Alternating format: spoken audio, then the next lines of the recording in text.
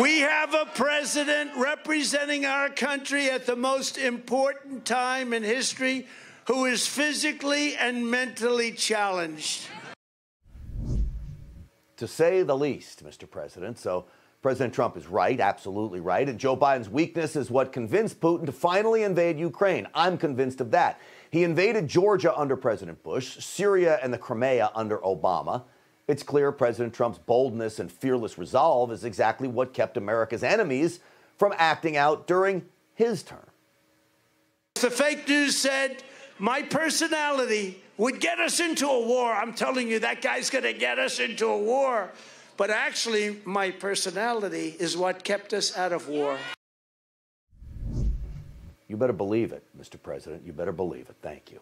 Joining me now is a man who understands the value of a strong leader. He worked for one, former White House advisor in the Trump administration and host of the Gorka Reality Check here on Newsmax.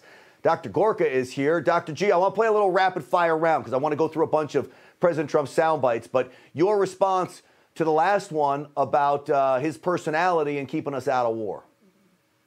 Absolutely crucial. He's an alpha male. He's a strong man who believes in America.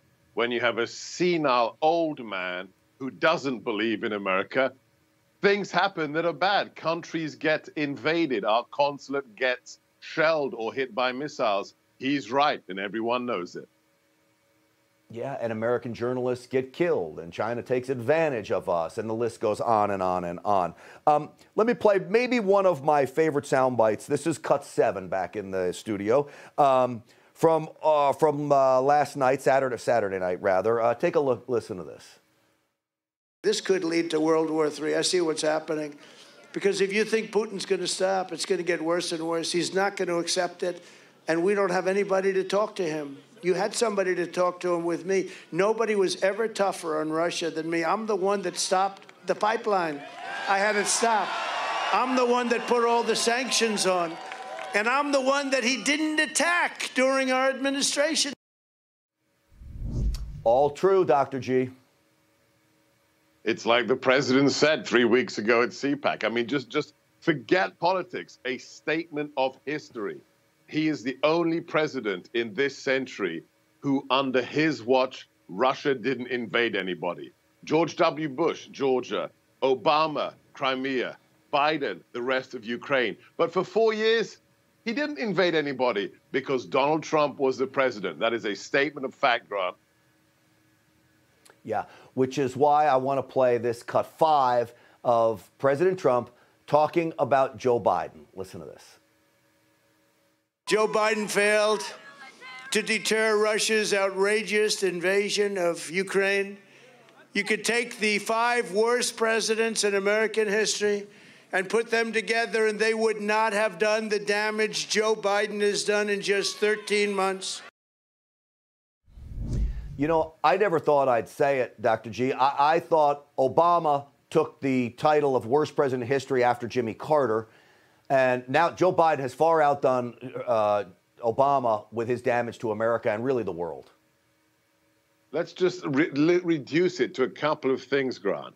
2 million illegal aliens, 10% inflation, highest gas prices in the history of the nation, surrender in Afghanistan, and invasion of Ukraine. That's 5 catastrophic policies or events that occurred in 13 months.